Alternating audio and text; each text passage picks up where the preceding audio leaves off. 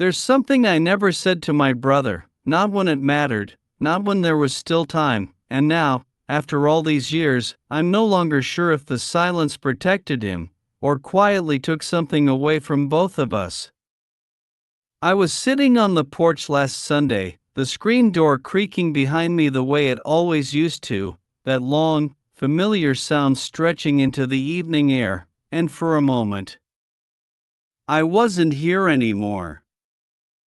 I was back in that small house where we grew up, where dinner smelled like overcooked beans and warm bread, where voices carried through thin walls, where nothing stayed hidden for long, or at least, that's what I believed. Memory has a way of smoothing things out. You see, it takes the sharp edges, the unfinished words, and wraps them in something softer, something easier to hold. But sometimes I wonder if that softness is just another way of forgetting what really happened. My brother Daniel was older than me, not by much. Just enough to feel like he knew more about the world. He had this way of laughing, low and quick, like he didn't want to disturb anything, like even joy had to be careful in our house. Our father was a quiet man, the kind who carried his thoughts like weight, never setting them down, and our mother, she moved through life like she was always trying to keep something from falling apart. Maybe she was. I didn't understand it back then. I only saw what was in front of me, the arguments that never fully became arguments, the silences that lasted too long, the way Daniel would sometimes leave the table early, saying nothing, just pushing his chair back slowly, like he didn't want to make a sound. I used to think he was the strong one, the one who could take it, whatever it was, but now I think strength looks different when you look back. There was a night, I remember it, or at least, I think I do. The details shift every time I return to it. The kitchen light too bright. Or maybe too dim, the smell of something burning, or maybe just overdone, voices, low at first, then sharper, and Daniel standing there, saying something I couldn't quite hear, or maybe I chose not to hear, because sometimes, even then, I understood that hearing something meant carrying it, and I wasn't ready for that, not at that age, not in that house. What I do remember is this, our father's hand on the table, not hitting, just resting there, heavy, like a decision had already been made. And my mother turning away, her back to all of us, as if whatever was happening did not belong to her, and Daniel, standing in the middle of it all, quiet again, always quiet in the end. He left the next morning, not in a dramatic way, no slammed doors, no final words, just a small bag, a nod. And that same careful silence he carried everywhere. We said he needed space, that it was just a phase. Families say things like that when they don't know how to say the truth, or when the truth feels too large to fit into words. Years passed, the way they always do, faster than you expect, slower than you remember. We built separate lives, separate stories, and every now and then, his name would come up at the table, softer each time, like it was something we were all trying not to disturb. And I told myself, we would fix it someday. We would sit down, just the two of us, and I would ask him, really ask him, what happened that night, what he needed that we never gave him. But Sunday has a way of slipping past you, quietly, without asking. I saw him again years later, at a distance first, then closer. Time had changed him, the way it changes all of us, softened some things, hardened others. We spoke, polite at first, careful, like strangers who share a history they're not sure how to carry anymore. And there was a moment, just a moment, when I felt it, the opening, the chance to say what had stayed buried all those years, to tell him I remembered, or that I thought I did, to ask if we had failed him, if I had, but I didn't. The words stayed where they always had, somewhere behind the silence I had grown so used to, and now, he's gone, and I sit here, listening to that screen door, that old familiar sound. And I wonder, what did I really remember, and what did I quietly rewrite over time? Was that night as heavy as it feels now, Or have I given it weight because I need something to explain the distance between us? Memory does that. It fills in the blanks, it rearranges things until they make a kind of sense we can live with. But truth is less forgiving. It doesn't always arrive whole, sometimes it comes in fragments, in doubts, in questions that no longer have answers. I found an old photograph not long ago, the two of us, sitting on those porch steps, sunlight catching in his hair. Both of us smiling at something I can't quite remember, and I stared at it for a long time, not for what it showed, but for what it didn't, the space between that moment and everything that came after, and I realized something then. Maybe the truth isn't just what happened that night, maybe it's also what I didn't do, what I didn't say, the silence I chose, again and again, thinking it was kindness, thinking it was respect, when maybe it was just fear of changing something I didn't fully understand, fear of breaking what little still held us together. And now I ask myself, if I had spoken then, if I had stepped into that moment instead of standing just outside it, would anything have changed? Would he have stayed? Would we have found our way back to each other? Or would the truth have only made the distance clearer, sharper, harder to cross? I don't know, and I never will, and maybe that is the cost, not just of the truth, but of the silence that surrounds it, because forgiveness, I'm beginning to see, is not about finding the right answer, it's about learning to live with the questions that remain, to hold them gently, without letting them define everything that came before, or everything that still remains. And so I sit here now, in this quiet, with the past shifting softly in my hands, and I wonder, if you were given the chance, would you speak? Would you reach across that silence before it becomes something permanent? Or would you, like me, choose the quiet, hoping it might protect what you love, without realizing what it might slowly take away? And even now, I'm not sure which choice is kinder, only that both carry a weight, that time, no matter how much of it passes, never fully lets go. I keep returning to that porch, not because there is anything new to find there, but because it is one of the few places where the past still feels close enough to touch, the wood beneath my feet worn smooth in the same places. The air carrying that faint mix of dust and evening light, the screen door behind me still sighing open and closed as if someone might walk through it at any moment, and sometimes I almost expect him to, not as he was at the end, not shaped by distance and years, but as he used to be, younger, quieter, standing there with that look I never quite understood, or never tried hard enough to understand. My daughter came by again yesterday. She brought her son this time, a boy just old enough to ask questions that don't yet know how to be gentle. He ran through the house, touching everything, opening drawers, asking why things were where they were, why they hadn't been moved, why the clock didn't work, and I found myself answering him in ways I never answered his mother, simpler, perhaps, or maybe just more honest, because children don't carry the same weight when they hear something, they let it pass through them differently, they don't hold it the way we do, not yet, later. When the house grew quiet again, my daughter sat across from me, her hands wrapped around a cup of coffee she had forgotten to drink, and she said something that stayed with me longer than I expected. I think you and Uncle Daniel were more alike than you realized.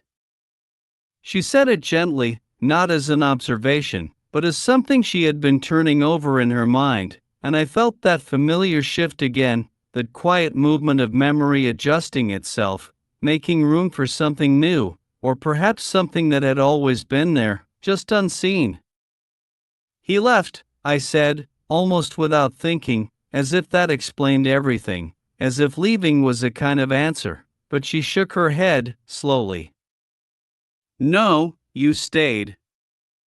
And there was something in the way she said it, not accusing, not even questioning, just noticing, and I realized then, staying can be its own kind of silence, its own kind of distance. I stayed in that house, in that life. In those unspoken agreements that held everything together just enough to keep it from falling apart, and I told myself that was strength, that was loyalty, but now. I wonder if Daniel saw it differently, if to him, my staying looked like something else entirely, like acceptance, or even agreement, and I wonder if that was the part one never had the courage to face. There are moments I try to replay that night again, not to change it, but to see it more clearly, to strip away the softness memory has laid over it, to hear what was actually said, but the truth is, I can't, not fully. The voices blur, the words shift. The meaning slips just out of reach, and maybe that is not just time, maybe that is something deeper, something in me that has been protecting a version of the past I can live with. Because if I see it too clearly, if I hear what Daniel was trying to say, I might also have to see what I chose not to hear, and that is harder than any truth the past might hold. My daughter asked me, before she left, if I ever tried to find him again, really find him, not the occasional call, not the polite conversations that skimmed the surface, but truly reach him, and I wanted to say yes. I wanted to believe that I had done enough, that I had tried in all the ways that mattered, but the answer, the honest answer, felt quieter than that, smaller. I thought there would always be time, I said, and even as the words left my mouth, I knew how fragile they were, how many things in life we place inside that same belief, that there will be another moment, another chance. Another day when the words will come easier, and then, suddenly, there isn't. The evening settled in slowly after she left, the light fading the way it always does, without asking if you're ready, and I sat there, listening to the house breathe around me, thinking about all the versions of the past that live inside me now, the one where we were just two brothers growing up, the one where something broke and neither of us knew how to fix it, the one where I might have done more, said more, been more, and I realized, they are all true, in their own way, even the ones that contradict each other, even the ones that don't quite fit, because memory is not a single story, it is a collection of moments, reshaped over time, softened where it hurts, sharpened where it lingers, and somewhere inside all of that, is the truth, not complete, not perfect, but present. I don't know if telling my daughter everything would change anything now, if it would bring her closer to him, or only give her a weight she does not need to carry, and I don't know if my silence all those years ago was kindness, or simply a different kind of absence, the kind that sits quietly beside you, unnoticed, until it is too late to name it. But I do know this, if there is anything left to do, it is not to find the perfect version of what happened, but to allow all the imperfect ones to exist, to sit with them, to listen to what they still have to say, and maybe, just maybe, to speak, not to change the past, but to soften what remains. And as I sit here now, the night fully settled, the screen door still whispering its familiar sound, I find myself wondering, not for the first time, and perhaps not for the last, if silence is something we choose, or something we slowly become, and whether, in the end, it is ever truly ours to break, or simply something we learn, too late, how to live with.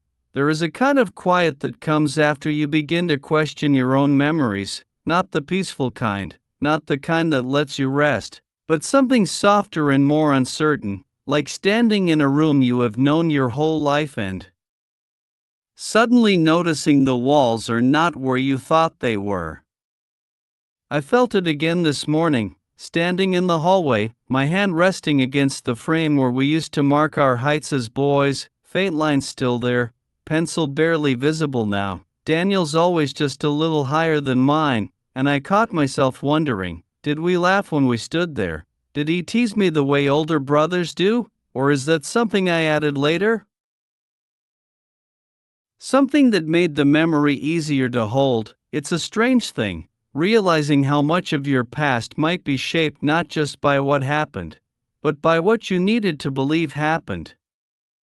I found an old box in the attic today, not the kind you open with purpose, just something your hand lands on while you're looking for something else. Inside were things I hadn't seen in years: ticket stubs, a broken watch, photographs curled at the edges, and beneath it all, a small, folded piece of paper, not a letter, not like the one I once imagined, just a note, or maybe only the beginning of one, the handwriting uneven, rushed, and I recognized it immediately. Daniel's. There are certain things time cannot erase, no matter how much else it softens. It wasn't long, just a few lines, or what remained of them. I tried to say it. I just didn't know how. The rest was faded, or torn, or maybe never finished. I sat there for a long. There's a difference between not knowing and not wanting to know. I think I am only beginning to understand that now. My daughter called in the afternoon, her voice lighter this time, not because things were resolved, but because something had shifted. "I've been thinking about him," she said. "About what it must have been like for him, back then." And I could hear it, that quiet widening of perspective, that moment when the past begins to feel less certain, but more real. "Do you think he was trying to tell you something?" she asked, and I looked down at the note in my hand, those few unfinished words, and I felt something settle into place, not an answer, but a recognition. "I think he was," I said. "I just don't think I knew how to listen." There was no judgment on the other end of the line, no need to fix it. No need to name it, just silence, the kind that holds understanding rather than hiding from it, and in that silence, I realized something I had missed all these years. The truth isn't always hidden from us, sometimes it's right there, incomplete, fragile, waiting for us to meet it halfway. And when we don't, when we turn away, or hesitate, or choose the comfort of not knowing, it doesn't disappear, it simply waits, reshaping itself over time, until one day, it returns, not as it was, but as something we are finally able to see.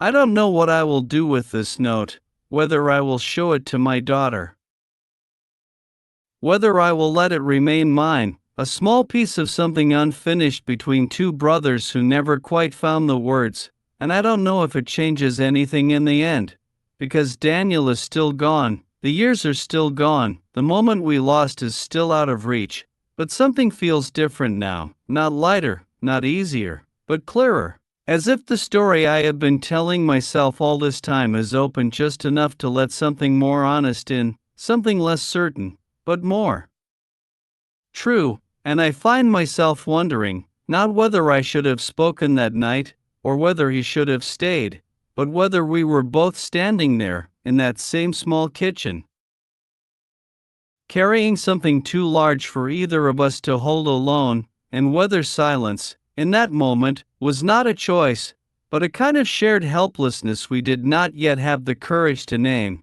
And even now, with this small piece of his voice in my hands, I cannot say for certain what the truth really was, only that it feels closer now, and at the same time, further away than ever, and maybe, just maybe, that is the price we pay, not for what we did, but for what we never learned how to say. That night, I did not put the note back in the box.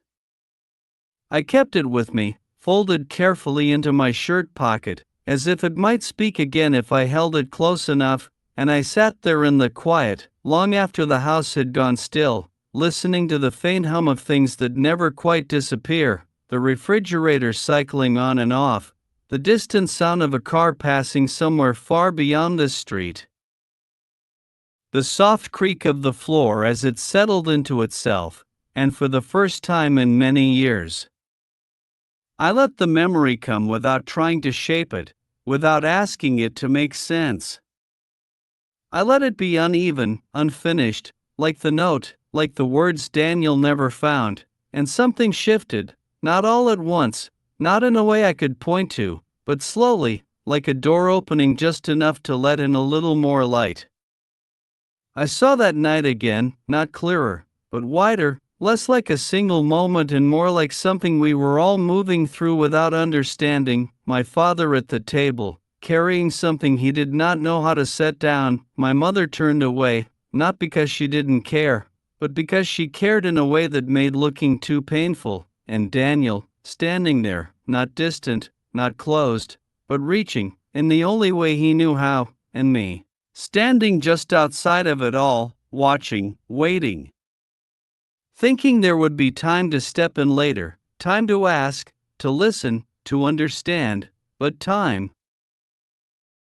I see now, does not wait for understanding, it moves forward, quietly, taking moments with it before we even know what they were worth. The next morning, I called my daughter, not because I had decided what to do with the note, but because something in me no longer wanted to hold it alone. When she answered, her voice carried that same calm steadiness I have come to rely on, not pressing, not expecting, just present. "I found something of his," I said, and there was a pause, not heavy, just attentive, the kind that makes room for whatever comes next. I told her about the note, about the few words that remained, about how they had unsettled something I thought had long been settled, and when I finished, she didn't respond right away. I could almost hear her thinking. Not searching for the right answer, but for the truest one. Maybe he didn't leave because he didn't care, she said finally. Maybe he left because he didn't feel heard.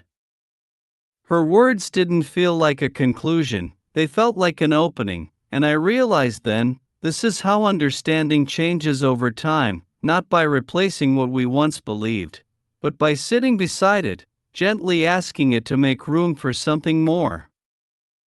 I walked back to the porch after we hung up, the note still in my hand, the air cooler now, carrying that familiar stillness that comes just before night fully settles in, and I thought about all the years I had carried a version of that story, one where silence meant distance, where leaving meant turning away, and I wondered how many other stories in my life had been shaped the same way, by what I could see, and what I could not, by what was said, and what was left unsaid, forgiveness.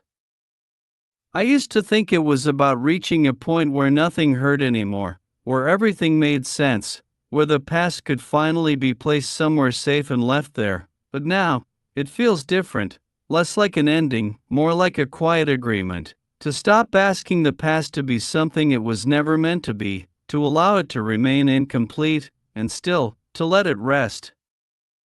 I don't know if I have forgiven Daniel, or my father, or even myself, not in the way I once imagined, but I do feel something loosening, something softening, as if the weight I carried all these years is no longer held in the same way, not because it is gone, but because I am no longer holding it alone. The note has become something else now, not evidence, not explanation, but a small, fragile bridge between what was and what might have been, and I find myself returning to it, not to search for answers, but to listen to those few unfinished words. I tried to say it. I just didn't know how. And I wonder how many times in life we all stand in that same place, trying, failing, hoping someone will understand anyway, without needing everything to be spoken. Tonight, I placed the note on the table beside me, not hidden, not tucked away, just there, visible, real, and I sit with it in the quiet, no longer asking what I should have done, or what he should have said, but simply allowing the moment to exist as it is now, layered, uncertain, and somehow more human than it has ever felt before. And as the darkness deepens, and the house settles into that familiar stillness, I find myself asking one more question, not about the past, but about what remains. If I carry this differently now, if I see him differently now, does that change what we were, or only what I understand? And even as the question lingers, I feel no urgency to answer it, only a quiet acceptance that some truths do not arrive to be resolved, only to be recognized, gently, over time, in the spaces where memory and forgiveness learn to sit together, without needing to agree. The next morning comes quietly, the way most important mornings do, without announcement, without certainty, just a slow arrival of light that does not ask whether you are ready to see things differently. I wake earlier than usual, the note still resting on the table where I left it, untouched, as if it had been waiting for me to return with a steadier hand, and for a long moment, I do not move toward it. I simply sit there, listening to the faint sounds of the house settling, to the distant rhythm of life continuing somewhere beyond these walls, to my own breath, slower now, more aware, as if something inside me has shifted just enough to notice what I once passed by. I think about my daughter, about the way her voice has changed over these past days, not heavier, not burdened, but deeper, as though she has stepped into a space where the past is no longer something fixed, but something living, something that asks to be understood in more than one way, and I realize, perhaps this is what time does, not just soften memory, but widen it, make room for things we could not hold before. I pick up the note again, unfold it carefully. Those same uneven words meeting me where they always have. I tried to say it. I just didn't know how. And this time, I do not search for what is missing. I do not try to fill in the rest. I let it remain incomplete, because for the first time, I understand that it was never meant to be finished, not then, not now. Some things are not left undone by accident, they are left that way because that is the only way they could exist, fragile, honest, human. Later that afternoon, I walked to the edge of town, to a place I have not visited in years, a small stretch of land where the trees grow thinner and the wind carries more space between its movements. Daniel used to come here. I remember that now, or maybe I am remembering it differently than it was, but it feels right, and sometimes, that is the closest thing we have to truth. I stand there for a while, the note in my hand, the world moving quietly around me. And I think about all the ways we try to hold on to what is already past, the conversations we replay, the moments we wish we could step back into, the words we imagine saying differently, but time does not move backward, it only changes how we carry what remains, and I realize, this is not about finding him anymore, not in the way I once thought, it is about meeting him where he last stood, in that unfinished space between trying and being understood. I do not say anything out loud. I do not need to, instead, I fold the note one last time, slower than before, more deliberate, and I place it beneath a small stone near the edge of the clearing, not as a goodbye, not even as a letting go, but as an acknowledgement that what was left unsaid has now been seen, has now been held, and does not need to follow me in the same way anymore. The wind moves gently through the trees, carrying a sound that feels almost like an answer, or maybe just the absence of a question, and for a moment, I feel something I have not felt in a long time, not closure, no, something quieter than that, something that does not ask to be named, only felt. When I return home, the house greets me the same way it always has, unchanged, familiar, and yet, I move through it differently now, not searching, not replaying, just present. My daughter calls later that evening, her voice soft, steady. "How are you?" she asks, and I pause, not because I don't know, but because the answer feels larger than it once did. I think, "I'm beginning to understand," I say, and it is the closest I have come to truth in a long time. We do not speak of the note, or of Daniel, not directly, and that feels right, because not everything needs to be carried forward in words. Some things settle into us more deeply when we allow them to remain quiet. When the call ends, I sit once more beneath the old clock. its hands still frozen, its silence no longer something I notice as absence, but as presence, a reminder that not all time is measured in movement, some of it is measured in realization, in the slow shifting of how we see what has already been, and as the night settles in, wrapping the house in that familiar stillness, I find myself returning, not to the questions that once followed me, but to something else, something gentler. If I had spoken then, if he had stayed, if we had understood each other in that moment, would anything have truly been different, or would we simply have carried different silences, shaped by different choices? I do not know, and for the first time, I do not feel the need to know, because what remains now is not the answer, but the understanding that we were both trying, in the only ways we knew how, and sometimes, that is all a life allows us, not perfect words, not complete truths, but small, unfinished attempts at connection, and maybe, just maybe, that is enough, even if we only see it, long after the moment has passed, even if we only feel it, in the quiet, where memory softens, and forgiveness finds its way in, without asking to be named. In the weeks that follow, the days begin to feel less like something I am carrying, and more like something I am simply living again, not lighter, not empty, but steadier, as if the past, with all its unfinished edges, has finally settled into a place where it no longer needs to be explained. My daughter visits often, sometimes with her son, sometimes alone, and we speak in ways that feel different now, not deeper in the way people expect, not filled with grand truths or long confessions, but quieter, more honest in their simplicity. We talk about small things, the way the light falls through the kitchen window in the afternoon, the taste of coffee when it's been left too long, the sound the house makes at night, and somehow, those small things hold more than the larger ones ever did, because they are not trying to be anything more than what they are.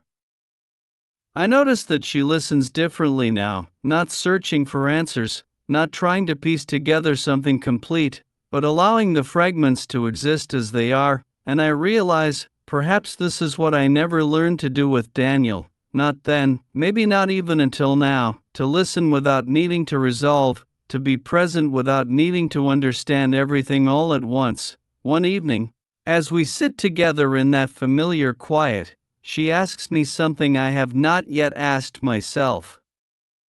Do you think he forgave you? The question lingers in the air, not heavy, just open, and I feel it move through me slowly, touching places I have not visited in years. Forgiveness. I have thought about it often, but always as something I needed to give, or to ask for, never as something that might already exist, without words, without certainty. I don't know, I say, and I let the answer remain as it is, not lacking, just honest, because the truth is, I do not know what Daniel carried with him when he left. I do not know what he made peace with, or what stayed unresolved, but I do know this. I am no longer standing in that moment the way I once was. I am no longer the man who turned away, or the boy who did not know how to listen.